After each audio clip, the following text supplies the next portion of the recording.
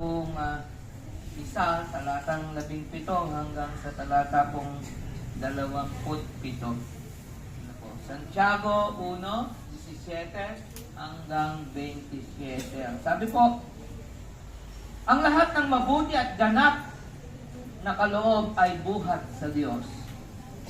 Mula sa Ama na lumikha ng mga tanglaw sa kalangitan, hindi siya nagbabago o nagdudulot ng bahagyamang dilim dahil sa pagbabago.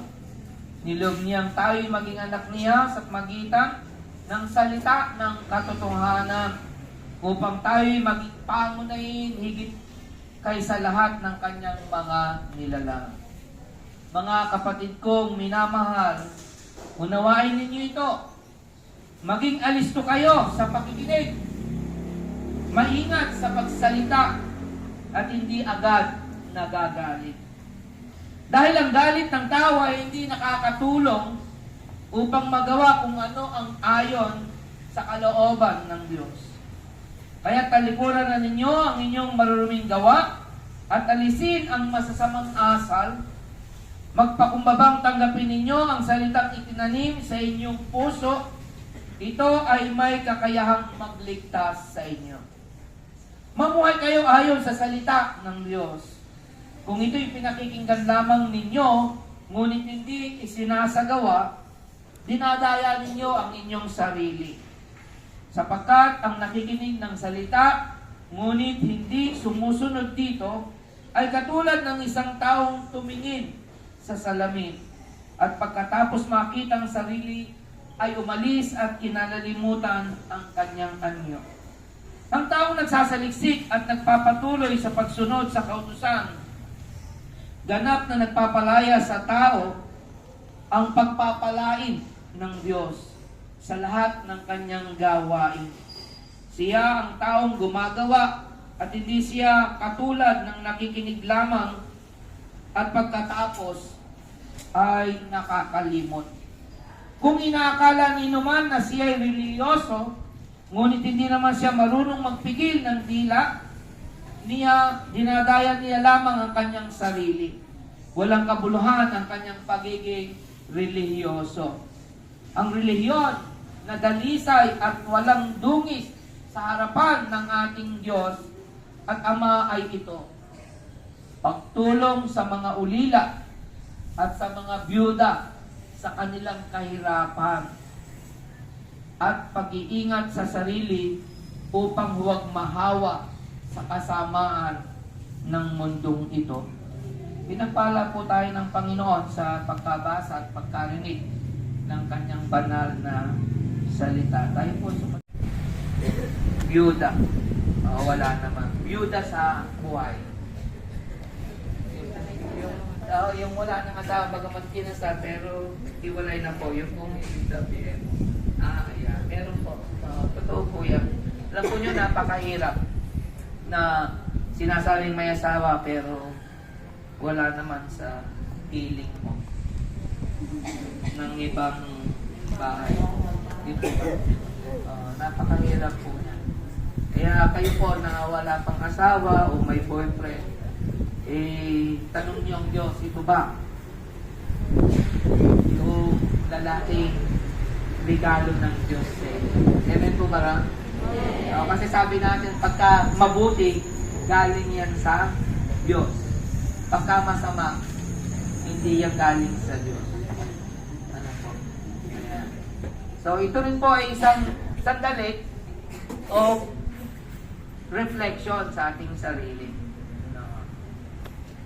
Maka po sila ay umalis hindi dahil lamang sa ano bang tawag po niya, yung sila ay may babae, iba.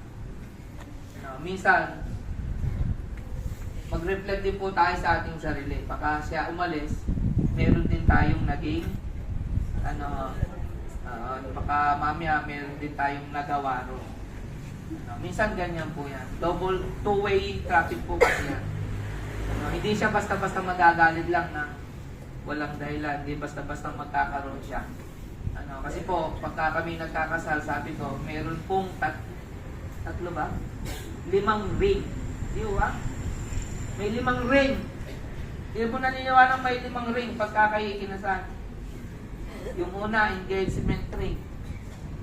Di ba? Yung kayo ay nagsumpaan na magpapakasal na. Di ba? Ganon. Tapos, wedding ring. Ayan. So, ikinasal na kayo doon. Tama po ba? Ano po yung pangatlo? Sapi ring.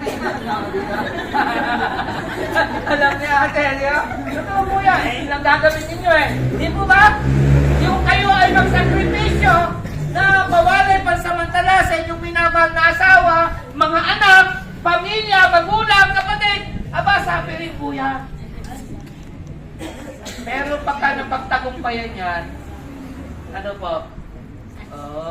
Magiging maganda yung buhay nyo, yung pamilya. Ano po yung pang-apat? Offering. Ano po yung pang-apat? Pagka hindi po nila napagtagumpayin yung suffering, halimbawa na homesick kayo, Offering. pagdating nyo ron, isang araw, madam, babalik na po kami, uwi na po kami. Pagka na homesick kayo, paano po yan?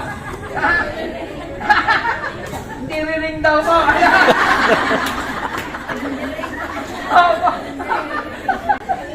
Opo, yun po yung iwasan ninyo.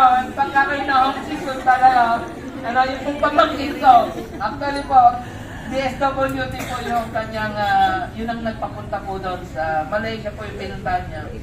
Isang araw lang po doon, magdamag lang. Ibinalik na rin po kasi nga iyak naman ng iyak daw. Walang ginawa ko, iyak na iyak. Yun din naman kumari namin, kasama ng pastor. Sa Hong Kong naman napunta. Isang gabi lang din po. Bumalik na eh. Pinangutang lang yung ginastos kasi wala pa pong non-stop overseas employment agency po na nung umuwi, siyempre, pinutang lahat yun. Nagsakripisyo yung pastor. Hulugang binayaran po. Makakala ninyo po, mismong pamangkin ko at kumari ko, asawa pa ng pastor. Isang gabi lang po doon. Kayo naman po siguro, hindi kayo magkakatirinig. Amen po ba? Palapakan nga po natin ang